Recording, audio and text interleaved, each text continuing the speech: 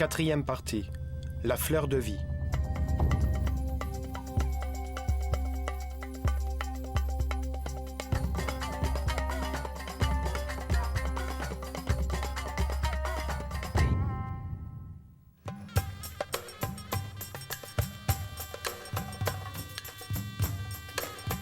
L'Égypte est un pays situé le long d'un seul fleuve.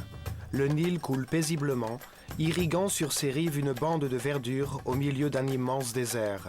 C'est la plus grande oasis dans le plus grand désert du monde. C'est une terre simple, facile à comprendre, avec de grands paysages qui invitent à la contemplation. À tous les points de l'horizon, la pensée se pose sur l'immensité. L'Égypte est le pays du Dieu unique.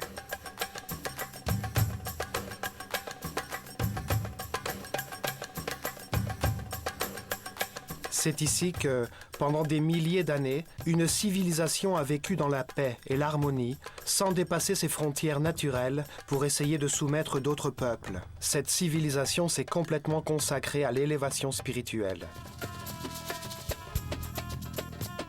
L'image de cette civilisation qui est généralement véhiculée laisse à peine percevoir la grandeur de ses réalisations. Son langage écrit est resté indescriptible durant des milliers d'années. Seulement le niveau le plus fondamental de cette langue a été décodé, celui des symboles phonétiques.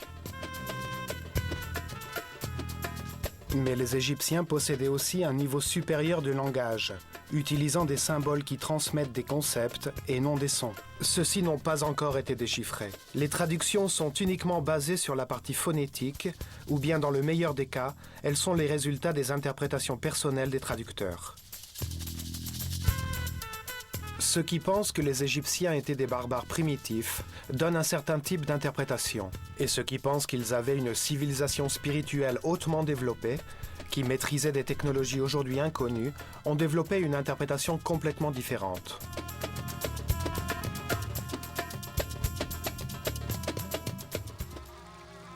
Les théologiens ont été influencés par l'image que le Coran et la Bible donnaient des Égyptiens, comme un peuple despotique et polythéiste.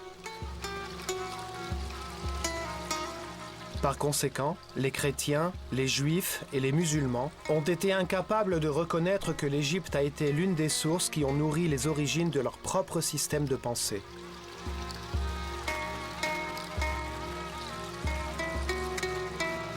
Cette image a été renforcée par la traduction inexacte du mot Néter, comme Dieu ou déesse, quand cela signifiait en réalité la force ou la cause fondamentale de toute chose, le principe divin, la fonction qui ordonne l'univers. Les Néters personnifiaient en réalité le même Dieu. Ils étaient une façon simple d'expliquer au peuple que le Dieu unique, responsable de la création, possédait différentes caractéristiques. Il ne signifiait pas qu'il existe plusieurs dieux. Un homme peut être enseignant, père et mari en même temps, sans devoir être trois personnes différentes. Ils incarnaient les différents aspects du même être.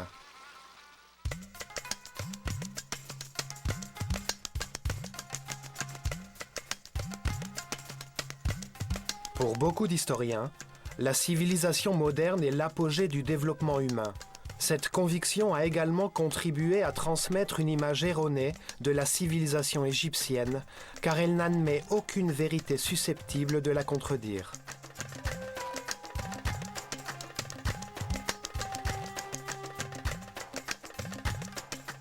Ces scientifiques ne reconnaissent la validité que d'une partie des données archéologiques concernant les souverains successifs de l'Égypte, rejetant toute trace de civilisation antérieure à l'époque du roi Ménès, au seul motif que cette partie de l'histoire égyptienne serait un mythe.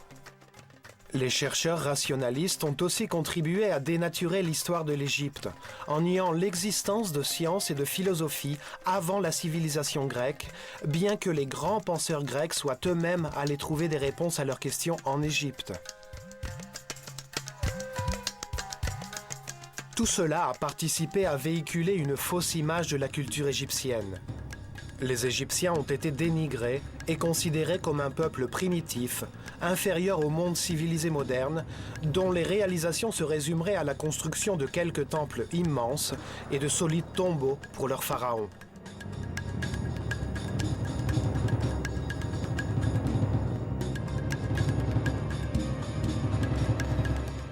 Ces documentaires visent à réexaminer leur culture, à redécouvrir leurs temples pour connaître les vérités qu'ils ont gravées sur les murs et ouvrir une porte vers leur conception de réalité dans un esprit libre qui voit au-delà des mythes sous lesquels nous les avons enterrés. Les anciens Égyptiens avaient expliqué les lois, les processus et le sens de l'univers d'une façon cohérente, logique, analytique et rationnelle. Un legs pour l'homme du nouveau millénaire qui commence.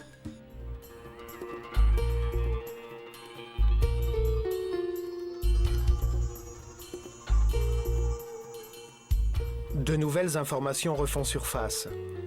Les recherches scientifiques et techniques trouvent de nouvelles preuves de l'étonnant niveau de développement technologique des Égyptiens, de la précision de leur construction architecturale, de la grandeur de leurs projets. Leur niveau de développement a été sous-estimé. Notre manque de compréhension de leur technologie ne nous empêche pas de constater qu'ils ont pu déplacer des poids extrêmement lourds sur de longues distances, qu'ils ont su extraire, sculpter et assembler des roches granitiques et des plaques de diorite avec une minutieuse précision qui requiert aujourd'hui l'usage de foreuses et d'instruments ultrasoniques.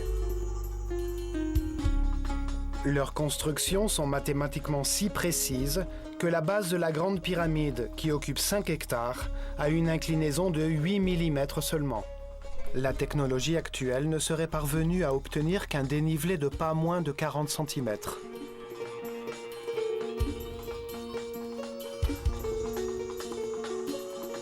Leur système de mesure, basé sur l'homme, a permis de déterminer les mesures exactes de la planète et les mouvements du système solaire dans la galaxie. Les informations importantes qu'ils nous ont transmises sur les cycles cosmiques déterminant les cataclysmes périodiques ne peuvent pas être d'emblée écartées comme un simple mythe. Cet héritage fait partie de notre avenir passé. Ce que nous en savons pour l'instant montre clairement qu'ils avaient une connaissance très avancée dans les domaines de la science, de l'art, de la philosophie et de la religion.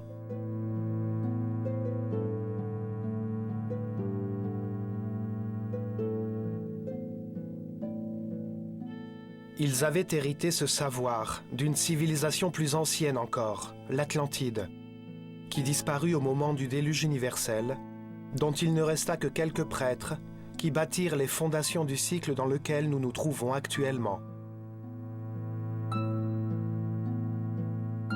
L'humanité avait atteint un haut niveau de développement sur la Terre.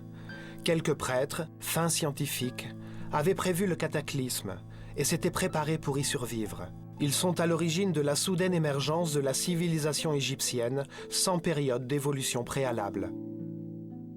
Ces sages ont formé une caste sacerdotale fermée. Ils ont construit des temples destinés à la formation de leurs disciples, afin que leurs successeurs guident leur peuple vers un processus d'élévation spirituelle qui durerait des milliers d'années. Ils avaient pour nom les prêtres de l'école des mystères de l'œil d'Horus. Ils étaient les gardiens de la connaissance, et leur conception de la vie sur la Terre, en tant que processus d'amélioration spirituelle destiné à faire d'un homme presque animal un surhomme, a marqué l'évolution de l'Égypte.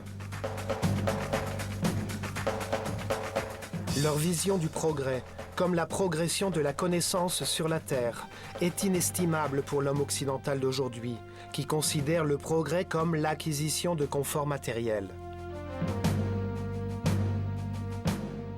L'école des mystères a accéléré le processus d'évolution de quelques initiés, à qui l'on a appris à comprendre la dualité du monde dans lequel nous vivons, un monde de contrastes, de lumière et d'obscurité, de peur et d'amour.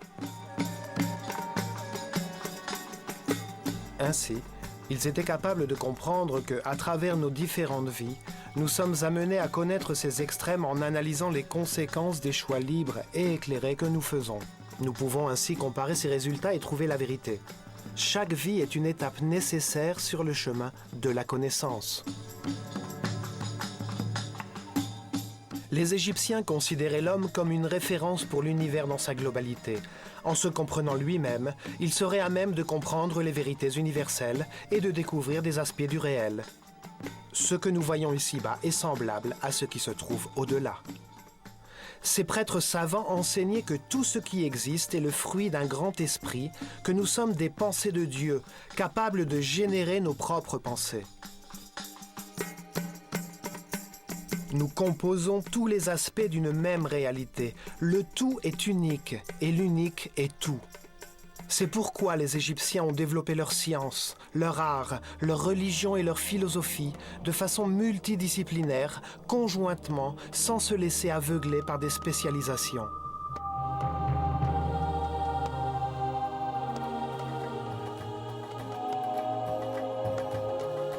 Ils considéraient la création comme l'acte conscient d'un seul Dieu. Ils l'ont cherché en eux-mêmes et ils découvrirent qu'ils possédaient différentes caractéristiques auxquelles ils ont donné des noms et des symboles afin de pouvoir les communiquer clairement au peuple.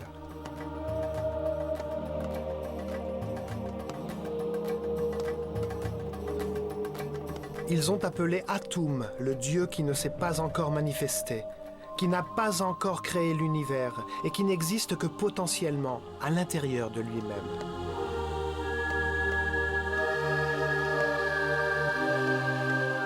Ptah désigne le Dieu créateur qui, en manifestant sa volonté, donne naissance à l'univers.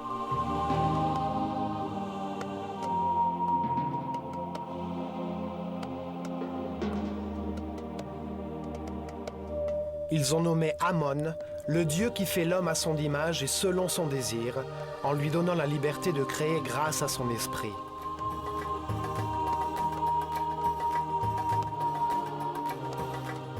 De cette vision est née la fleur de vie, le mouvement sacré de Dieu que nous allons étudier dans ce documentaire en visitant le temple de l'Osirion à Abydos.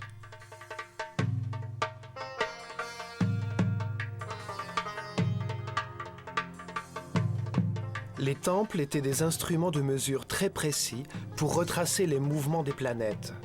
Leurs vestiges nous apprennent que les planètes déterminent les cycles de l'univers, les évolutions que connaissent les hommes individuellement et collectivement. Dans les temples était concentré tout le savoir que les prêtres avaient acquis en s'analysant eux-mêmes, dans une démarche visant la perfection spirituelle. Ils y ont développé simultanément la science, l'art, la religion et la philosophie dans une unité dynamique parce qu'ils pensaient qu'aucun aspect de la réalité ne peut être isolé des autres. Autour des temples, guidés par ces êtres très évolués sur le plan spirituel, a émergé l'une des civilisations les plus développées de l'histoire, dont nous sous-estimons aujourd'hui les réalisations. Il est temps de reprendre possession de cet héritage.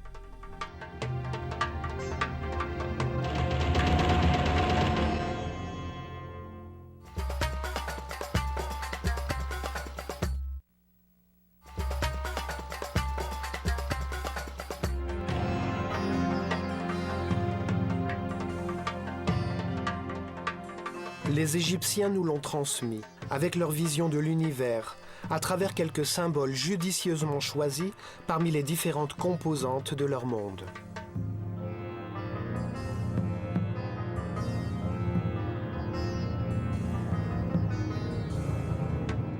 L'utilisation d'une image symbolique présente l'avantage d'exprimer une idée d'une façon très simple. Et son sens peut être compris des milliers d'années plus tard, car des images comme celle d'un faucon ou celle d'une posture humaine ne changent pas. Pour les Égyptiens, l'homme s'incarne sur la terre pour décider comment agir vis-à-vis des circonstances qu'il est amené à connaître. En analysant les résultats de ses actions, il apprend et évolue. Le plus important est par conséquent l'action, qui en produisant des effets permet l'amélioration. Le langage est fait pour communiquer sur ses actions. Chaque élément du tout fait une action qui produit des résultats. Chaque élément possède la forme la mieux adaptée pour le type d'action qu'il a à accomplir. Les Égyptiens exprimaient leurs idées par 3 types de symboles ou d'écritures. On les appelle les écritures hiéroglyphiques, hiératiques et démotiques. Le premier type d'écriture fait appel à des images très simples, nommées hiéroglyphes. Hieros signifie sacré et glyphos veut dire caractère. Donc, les Égyptiens ont appelé leur gravure symbolique l'écriture sacrée. Les hiéroglyphes permettent de communiquer sur différents niveaux symboliques. Le niveau le plus simple et le plus fondamental est le niveau des symboles phonétiques. Les Égyptiens utilisaient 24 symboles graphiques, dont chacun était associé à un son et non à une idée. Ils forment l'alphabet égyptien. C'était l'écriture qui correspondait au langage du peuple.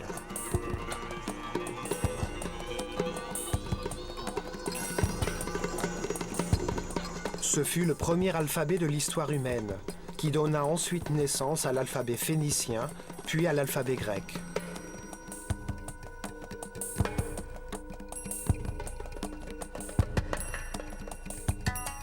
Il pouvait s'écrire aussi bien en colonne qu'en ligne horizontale, et pouvait être lu de 2 manières.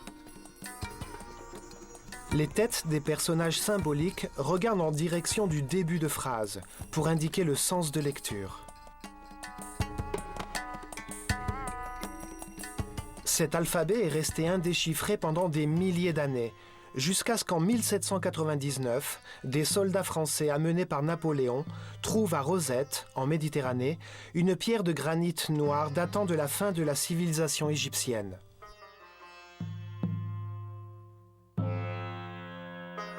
Elle était en très mauvais état, et les lignes d'écriture qui s'y trouvaient étaient à moitié effacées. Toutefois, on pouvait toujours distinguer 14 lignes écrites en hiéroglyphes, 32 lignes en démotique et, ce qui était le plus important, 54 lignes en alphabet grec, une langue connue, ce qui signifiait que le texte était une traduction des 2 autres écritures. Jean-François Champollion, un expert en langue morte, s'est consacré à l'étude des textes gravés sur la pierre. Il découvrit que l'égyptien ancien, comme toutes les langues sémitiques, ne se composait que de consonnes. Les voyelles n'étaient utilisées que dans la langue orale, pour indiquer des formes grammaticales. En 1822, Champollion trouva la clé de l'énigme en comparant 2 cartouches de hiéroglyphes du texte. Il retrouva l'une d'entre elles sur une stèle circulaire dans l'île de Philae, contre le 2e pylône du temple d'Isis, dont on savait qu'il contenait le nom du pharaon Ptolémée VI. 2 hiéroglyphes désignant les noms des 2 derniers pharaons d'Égypte, Ptolémée et Cléopâtre, furent retrouvés. Cela permit le décodage et l'identification de l'alphabet qui se trouvait sur la pierre. La prononciation des mots grecs dans l'ancienne langue copte, parlée par les Égyptiens chrétiens, a aidé à reconstituer une prononciation semblable à celle des Égyptiens de l'Antiquité.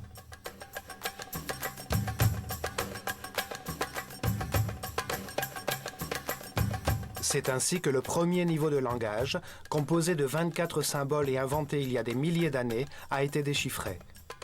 Ce niveau d'écriture utilisait uniquement des symboles phonétiques et non des idées.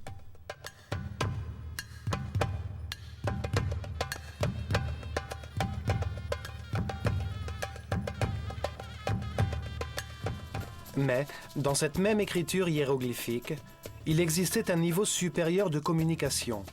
Plus de 700 symboles, de belles formes graphiques, qui reflétaient la réalité en évoquant des actions et des concepts intellectuels. Les mots devinrent des images. Des symboles imitant certaines formes de la nature, choisis en raison de leur pouvoir évocateur. Un oiseau fait penser à l'action de voler, à la liberté. Si cet oiseau est un faucon, s'ajoute à cela l'idée de la précision de la vue.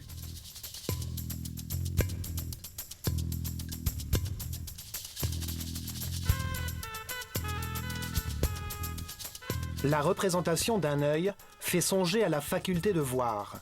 Chaque symbole est conçu pour rappeler à la conscience les effets de l'objet qu'il représente.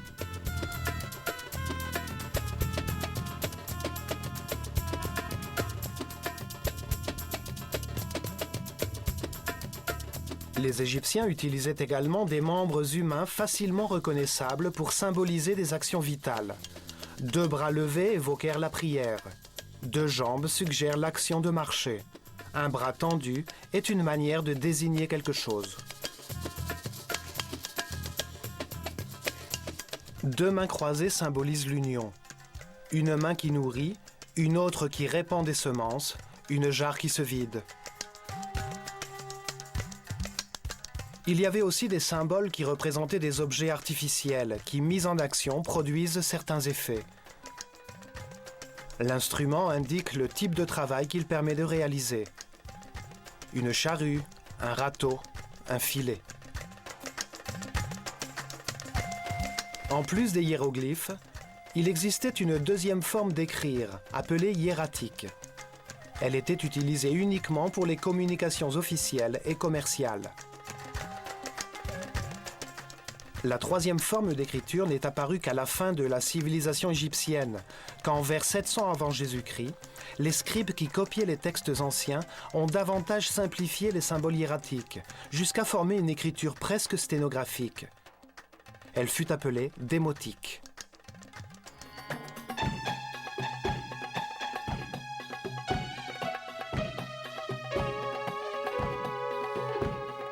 De nouvelles interprétations voient le jour. Elles permettent de comprendre que les mythes et les symboles utilisés par les Égyptiens n'étaient qu'une manière simple de communiquer leur savoir, d'exprimer leur conception de la réalité. En transformant des idées en histoire, leur signification devenait plus facile à comprendre. Les sages savaient que donner des informations qui ne sont pas comprises est un exercice inutile.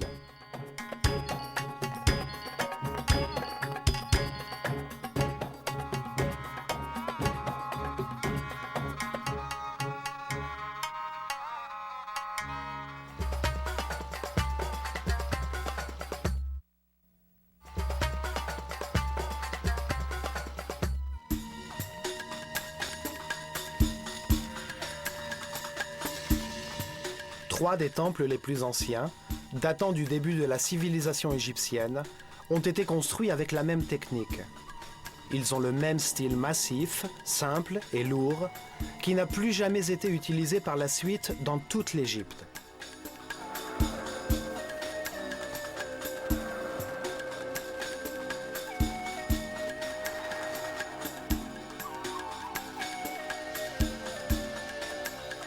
Deux d'entre eux se trouvent à Gizeh, le temple du Sphinx, construit juste en face du Sphinx, et au sud, le temple de la vallée, qui se situait alors au bord du Nil.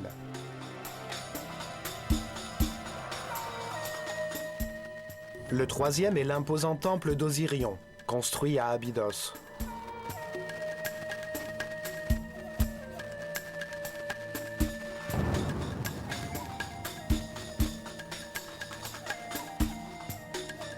Les deux temples de Gizeh ont été construits avec les énormes blocs de pierre qui étaient tombés au moment de la taille du Sphinx, pour sculpter son corps de lion.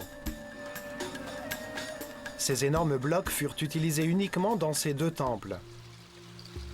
C'étaient des édifices massifs, cyclopéens, totalement isolés de l'extérieur par d'énormes murs de pierre, avec deux entrées symétriques sur le devant. Les blocs utilisés pour leur construction pesaient en moyenne 50 tonnes. Les Égyptiens devaient donc avoir une technique de construction qui permettait de transporter des blocs aussi grands qu'une maison.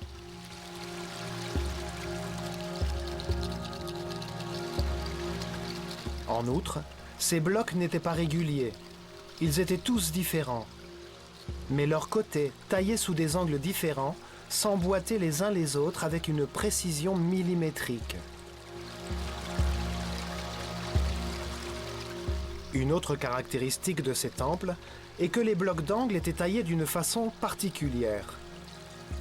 Chaque bloc d'angle fait partie des deux murs contigus, afin que l'énergie de l'édifice puisse circuler sans interruption. Dans certains cas, cela voulait dire tailler un bloc sur plus de 30 cm pour former un coin. La nature ne connaît pas les angles droits. Un coin est une articulation qui permet l'écoulement d'énergie et de liquide.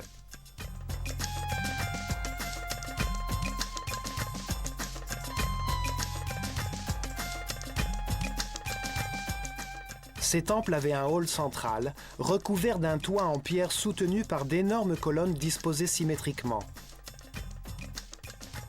Ils formaient une grande terrasse qui dominait toute la plaine.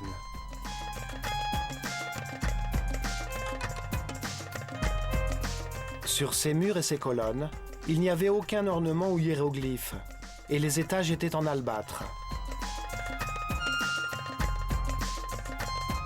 Le jour entrait dans le hall par des lucarnes percées dans le toit. Elles laissaient pénétrer un faisceau lumineux qui éclairait les statues des Néthers, comme celle de Sekhmet dans le temple de Karnak. Ces temples ont été en usage depuis le Zep-Tepi, le début du nouveau cycle après le déluge universel. C'est là où se déroulaient les cérémonies d'initiation des prêtres de l'école des mystères de l'œil d'Horus.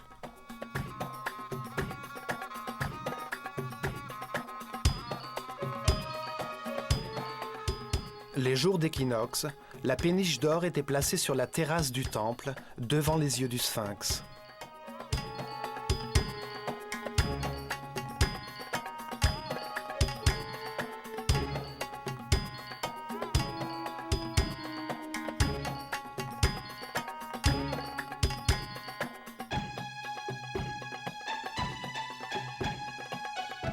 C'était le symbole du processus évolutif de l'homme au cours de ses réincarnations sur la Terre et du déplacement du Soleil dans le ciel.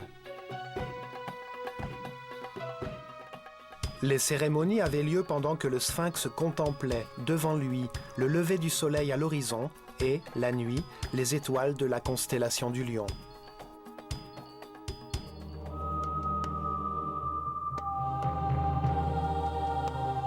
Ceux qui pensent que le Sphinx et ses temples ont été construits par le pharaon Képhren donnent 4 éléments de preuve pour appuyer leur thèse.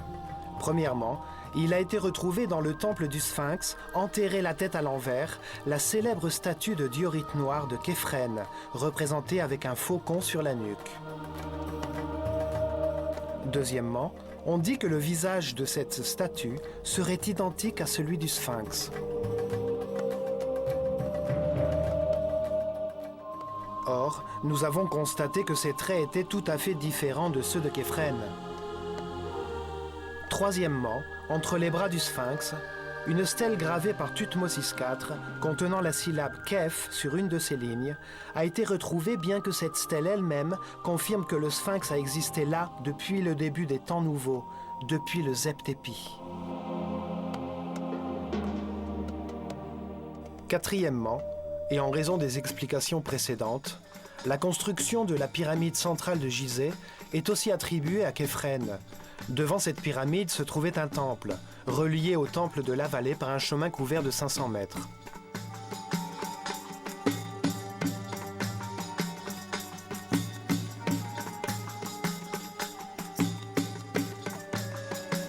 Cependant, les murs de ces temples sont faits du même type de pierre monolithique que le Sphinx. Ces blocs proviennent sûrement de la construction du Sphinx. De plus, ils présentent les mêmes signes d'érosion provoqués par la pluie que le Sphinx. Des géologues spécialisés ont pu déterminer qu'il a été construit vers l'an 9000 avant Jésus-Christ. Le pharaon Képhren a certainement rénové le vieux temple en couvrant ses murs massifs, déjà détériorés par l'érosion, de plaques de granit.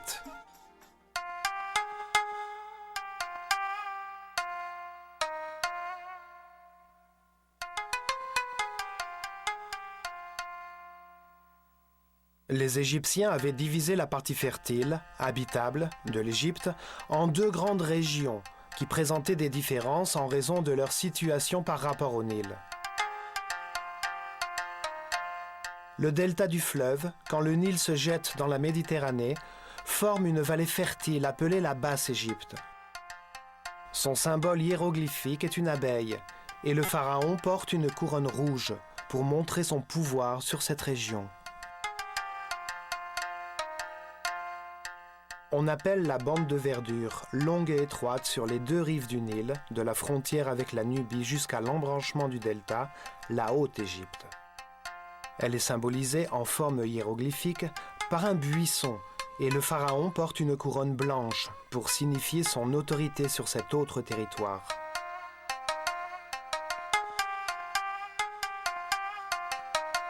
L'histoire officielle de l'Égypte commence par l'unification de ces deux régions, sous une seule couronne, blanche et rouge, par le pharaon Ménès, fondateur de Memphis, qui se situe sur la frontière entre les deux régions.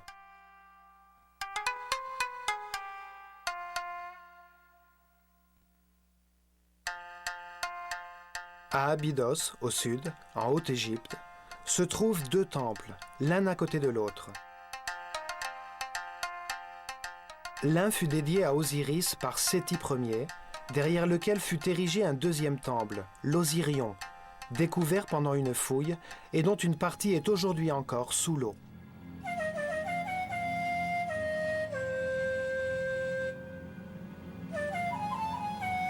Le niveau de l'eau a d'ailleurs bloqué les travaux de restauration, car l'eau se déverse à l'intérieur du temple plus vite que les pompes ne pourraient l'enlever. On estime qu'il a été construit au sommet d'une colline, vers l'an 9000 avant Jésus-Christ, quand le niveau phréatique et celui de la surface du Nil se trouvaient 10 mètres plus bas. Ce fut le premier temple égyptien consacré à l'explication de la vie comme d'un voyage, fait de réincarnations successives qui nous permettent de connaître l'univers, de passer de l'ignorance à la sagesse. Son architecture massive, sans hiéroglyphes, composée de grandes plaques et de pierres extrêmement lourdes, ressemble beaucoup à celle des temples construits devant le Sphinx. Il se compose d'énormes blocs irréguliers, différents les uns des autres, taillés avec une étonnante précision qui forment des jointures parfaites.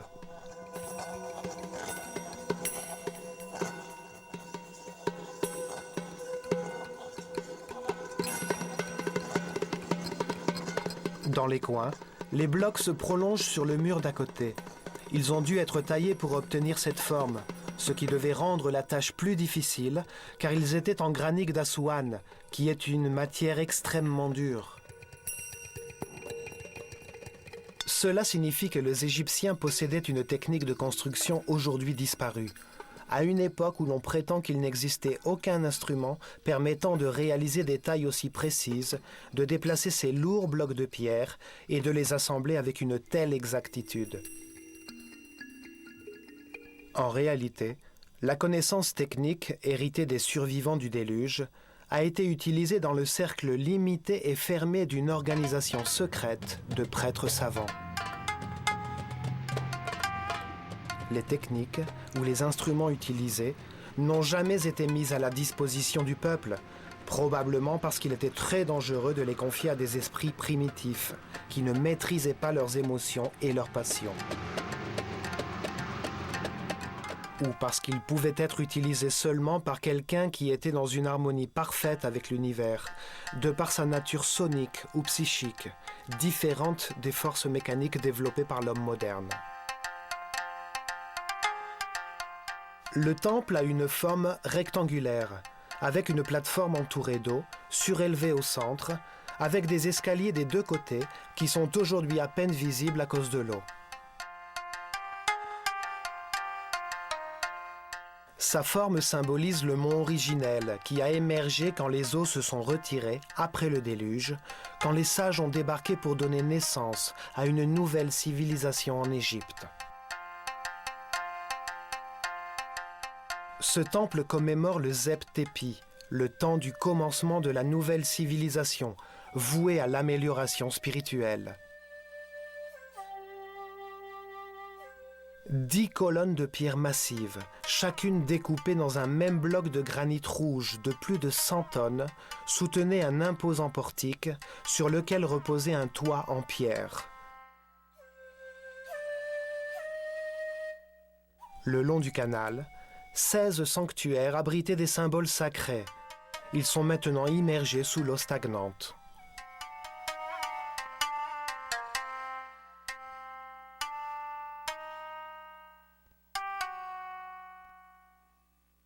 Dans le coin supérieur de l'une de ces énormes colonnes se trouvent 2 cercles étranges, contenant des figures géométriques dont les bords se touchent. On dirait que le granit a été brûlé pour y imprimer de fines lignes circulaires.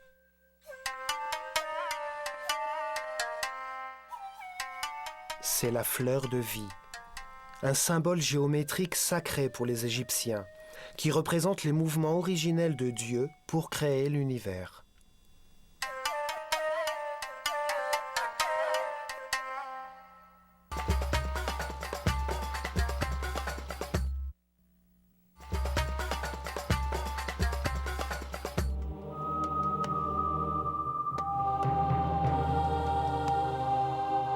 La fleur de vie est un symbole ésotérique égyptien qui décrit la géométrie sacrée à l'origine de l'univers et qui détermine les processus naturels comme les mitoses des cellules ou le mouvement du Soleil et des planètes.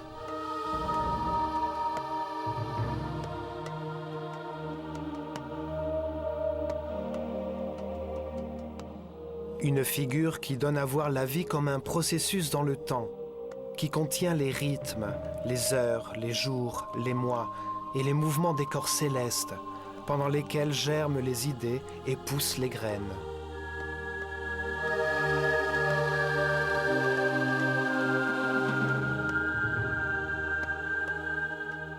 La fleur de vie représente le moment où Dieu met sa volonté en action, quand sa conscience se réveille pour créer l'univers, quand il abandonne son état de repos, de non-égo, de non-être, de vide et d'obscurité. C'est le moment où Atum-Ra, Dieu non manifesté, se transforme en Ptah, Dieu qui a créé tout ce qui existe.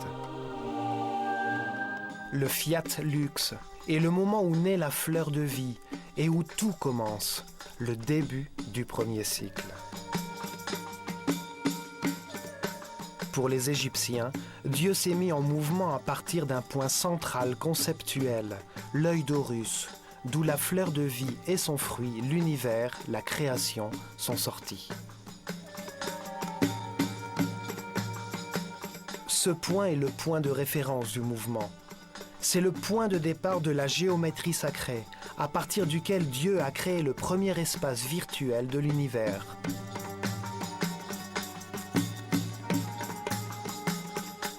Il le fit en se projetant à l'extérieur de lui-même, comme un point qui se déplace et qui forme, en se répétant, une ligne droite, la forme masculine.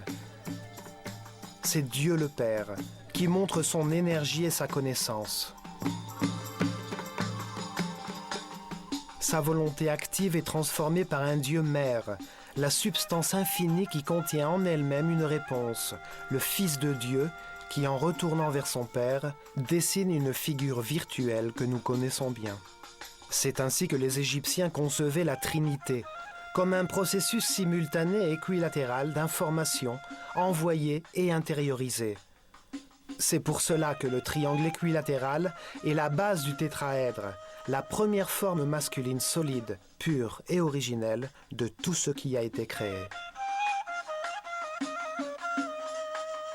Le processus se multiplia ensuite à travers le temps et l'espace, en avant et en arrière, de haut en bas et de bas en haut, vers la droite et vers la gauche. Ainsi, Dieu créa un espace virtuel qui renvoie à lui-même.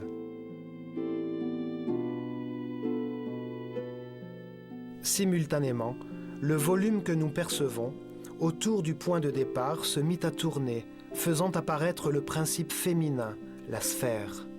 Un espace passif, sans tension, dont tous les points renvoient au centre, à l'œil d'Horus.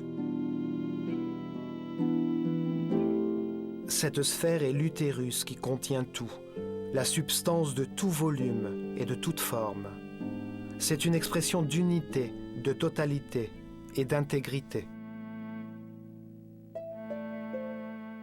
Aucun point sur sa surface n'est plus important que les autres, et ils sont tous équidistants de son centre d'énergie, d'où ils proviennent tous.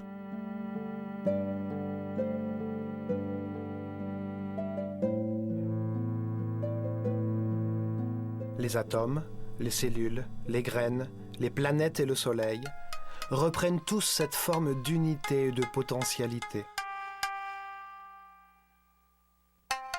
La première sphère virtuelle contenait les 5 modèles de polyèdres réguliers, des solides dont tous les côtés et tous les angles sont égaux. On les appelle les solides platoniciens, en hommage à Platon, qui connaissait la fleur de vie des Égyptiens.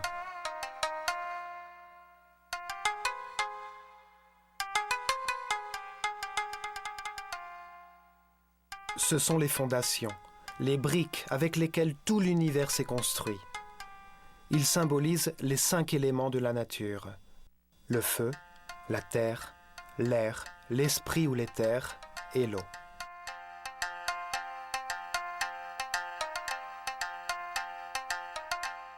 Ainsi, Dieu comprit, créa et diffusa depuis son centre de force et d'énergie le premier espace fini qui symbolise la terre dans l'infini, dans le ciel. La Bible dit « Au commencement, Dieu créa le ciel et la terre. La terre était informe et vide. Il y avait des ténèbres à la surface de l'abîme, et l'Esprit de Dieu se mouvait au-dessus des eaux. »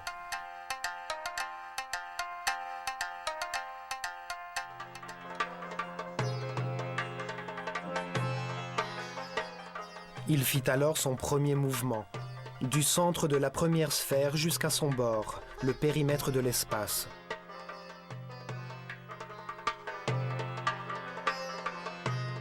De ce nouveau point central, il provoqua les mouvements qui, nous le savons déjà, se répètent pour former une nouvelle sphère. À l'intersection de 2 sphères identiques se trouve la forme la plus importante d'entre toutes. Elle est appelée Vesica Piscis et symbolise le Verbe divin. Les Égyptiens ont cru que c'était l'origine des nombres, des 7 sons fondamentaux, des lettres et de toute la sagesse de la création. Elle a la même forme que celle de l'œil humain et que celle de la bouche.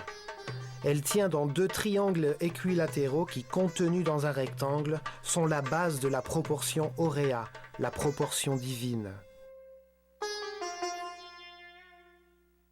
Cette proportion a été utilisée dans tous leurs temples, comme dans le temple d'Osirion, pour relier les 3 dimensions entre elles et la nature.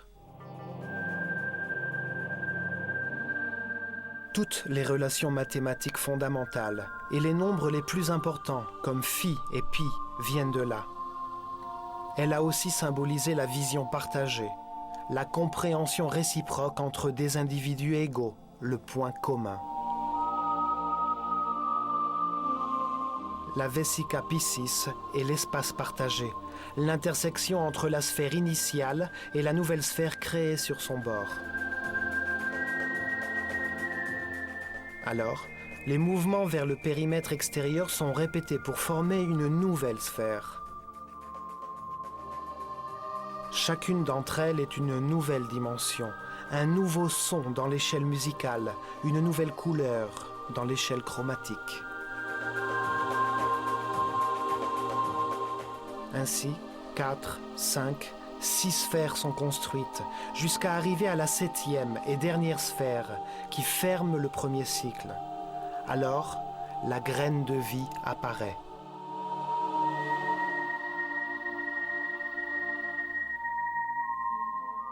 Sept sphères, 7 jours de création, 7 notes musicales, 7 couleurs, 7 couches de muscles dans le cœur, 7 chakras, 7 systèmes de glandes endocrines.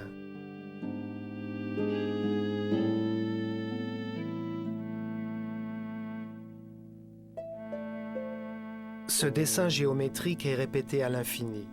C'est la base de tout ce qui existe.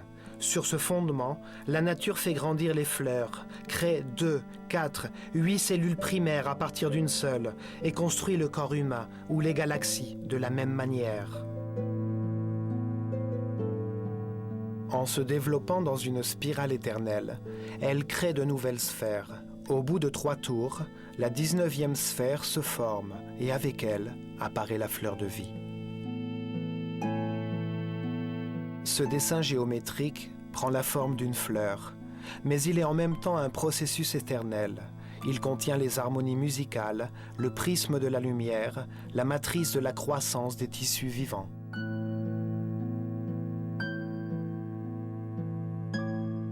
Chaque sphère peut se développer comme la sphère originelle. Ainsi, la fleur de vie cède la place au fruit de vie, qui produira sa propre fleur.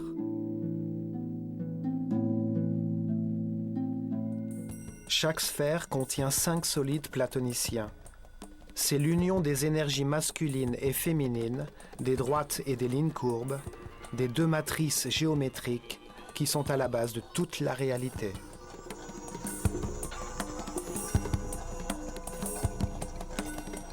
Les solides platoniciens, aux angles et aux côtés égaux, relient les centres de toutes les sphères. C'est ainsi que se forment le tétraèdre, le cube, l'octaèdre, l'icosaèdre et le dodécaèdre.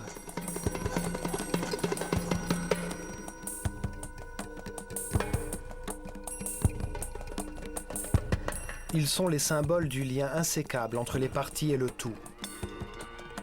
Ils forment un principe d'unité géométrique de toutes les formes, dans leur grande diversité. Toutes les matrices, toutes les formes et toutes les structures qui existent dans la nature, depuis la plus petite particule jusqu'à l'univers entier, en passant par les formes de vie perceptibles à l'œil humain, tout cela suit une matrice géométrique qui nous révèle la nature de chaque forme.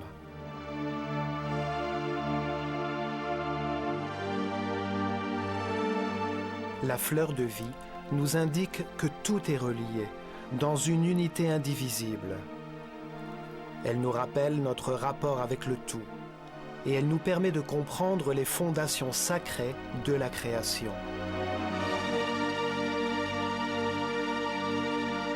Avec elle, les prêtres de l'œil d'Horus nous ont montré le cœur de l'univers. Ils nous ont appris ce qu'est Dieu et comment il diffuse sa conscience à travers notre propre vie.